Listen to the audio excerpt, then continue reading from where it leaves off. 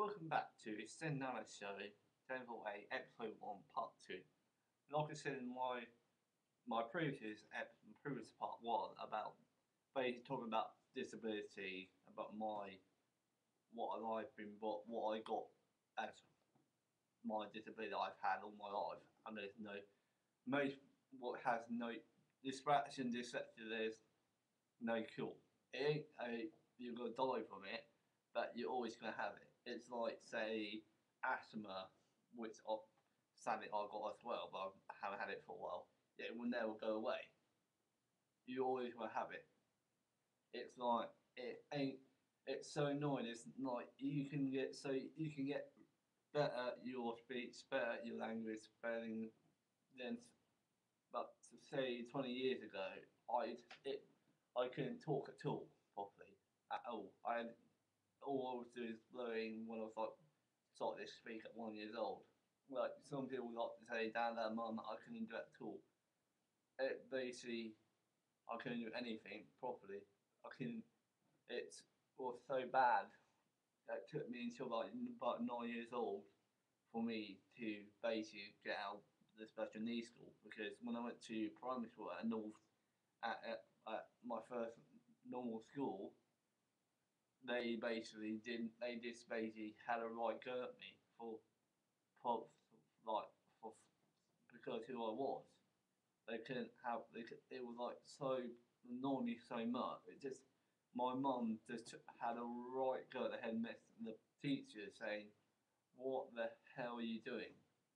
You're not helping my son. You're blaming him for stuff. You're putting him down.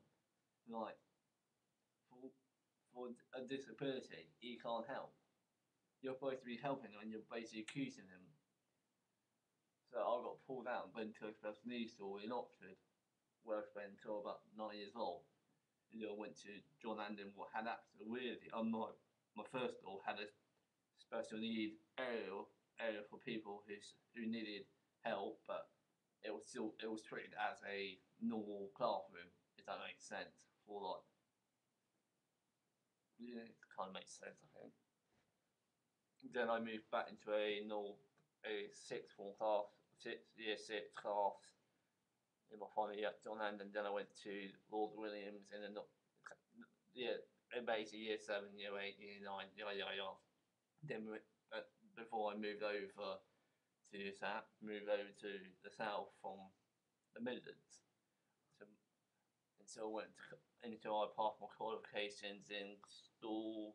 Then I went to college for my catering career, where I got my MQ level 1 and level 2, and now I'm a qualified training chef. So I actually am. It kind of shows you, don't let people bully you. What I'm trying to say to people who have disabilities, problems with life, being called fat, ugly, blind, anyone. If you've got a passion for something, it doesn't matter what it is, unless it's not something really nasty or evil. Don't care what people believe. Don't let the bullies win. Don't let people on YouTube, or if you write stuff, don't let anyone say, if they want to write that stuff, they're just low. They've got no life. I don't really care. I've seen people posting stuff on YouTube. I'm not going to say who they are. People just give them press or it wants them, and they know who I mean. But I'm just going to tell them, they probably are watching this. They are watching this. I don't care if you post stuff on YouTube. I don't care if you get all your friends from your channels, or your YouTube friends post stuff on my stories or whatever. I don't really care. You don't like my stuff, don't like my spelling, don't like how I write stuff. I don't really give a damn. You can write all you want. I'm bigger than you. I don't really care anymore. Write all you want. I've got fans who like my story. I've got people who asking me for commission stories. I've got people on the other side who just think you're worm, so you've got no life, because you're trying to make your name out of me, because you want to be you think you're so big. You're just not. You're just a coward. You're spineless. You have no. You're just spineless. how bad. I just laugh at the stuff you post. Seriously, you're just giving my stories more publication for people who just you're more than 9 times out of 10 they find that I have disabilities and you're bashing someone with disabilities. Who's looking worse, you or me? And then if you do post comments, I just wipe them off, delete them. I won't post reply because why should I waste my time writing to someone who's got no life? Anyway, after I've done that, that's the end of it. So if you don't post a comment, post a video, I don't really care. You can go on. I ain't going to reply to you. Why should I? Because I've got better things to do in my life to respond to little people who have no life. I do stuff in my free time because I like doing it, and I always will be carrying on doing it. You can't stop me. You'll never stop me doing something I like doing. Why should I stop something? Stop doing stuff that I like doing. Why should I? Right. After I've done that, sorry, but I took quite a lot of time writing on something. Like was talking about the DLA, the Tory and the Lib Dem coalition, aka the Tory party, are basically trying to redo the DLA, aka they're trying to get much money out of, get rid of much, basically take most of all the money, how much they give to disability.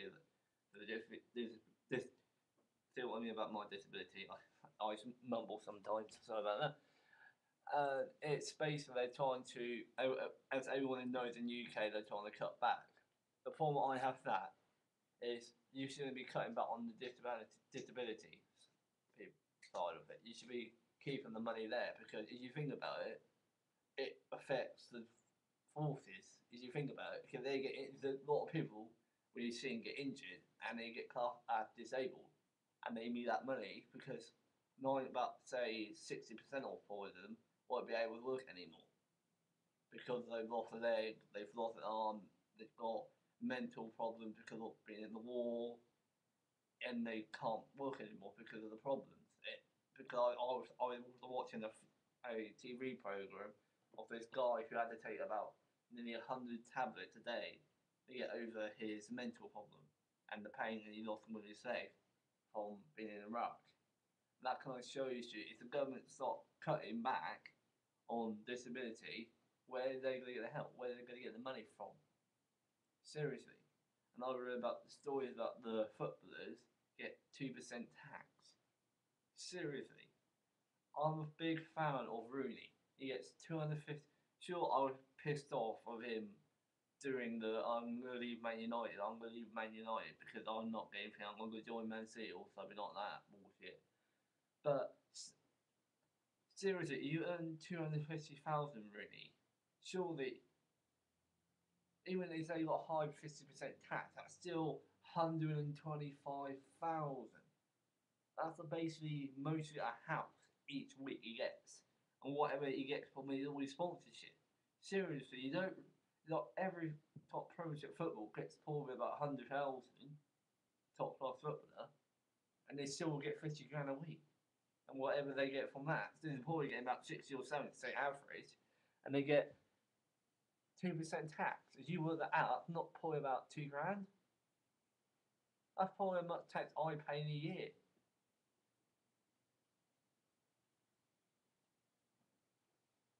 It's just a joke how much the high rich people get off, and the middle class and lower class people have to pay the brunt.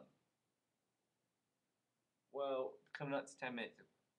Well, in part 3, I'll carry on talking about the government, about spending cuts in part 3. Peace out.